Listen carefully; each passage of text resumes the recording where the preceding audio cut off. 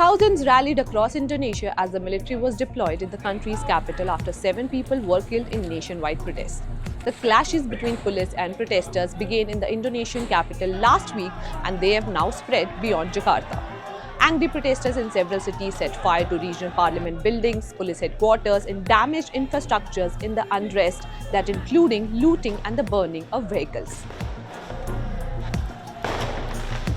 Well, these protests were sparked by anger over lavish perks for lawmakers, and the protests grew wider and more violent following the death of 21-year-old delivery guy Afan Kurniawan. So let's take a closer look at the core issue of this protest.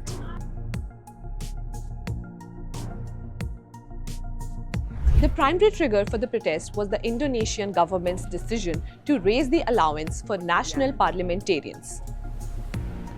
Local media reported that according to new law, all 580 members of the House of Representatives will receive a monthly housing allowance of 50 million rupiah, which is approximately $3,075 in addition to their salaries.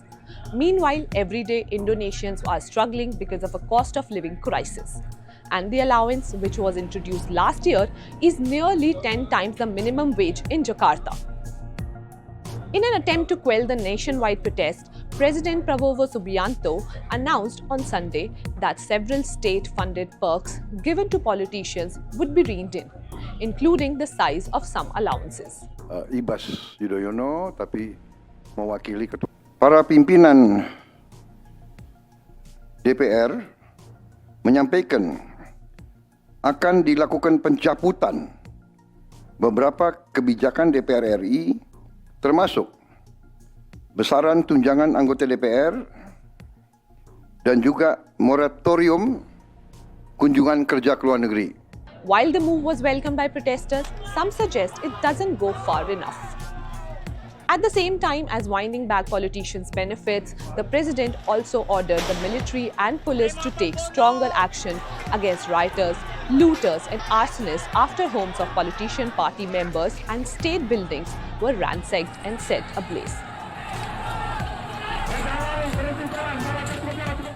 Protesters torched regional legislative council buildings across multiple Indonesian provinces.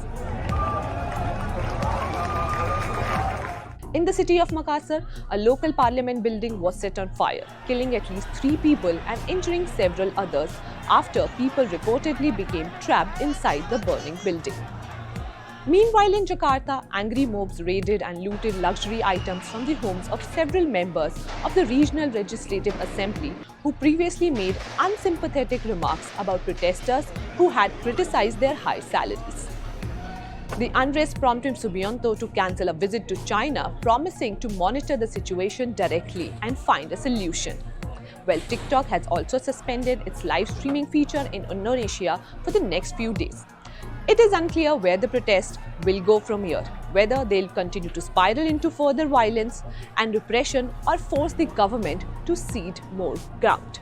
But whatever the outcome, the situation represents Subianto's most serious leadership challenges since becoming president in 2024.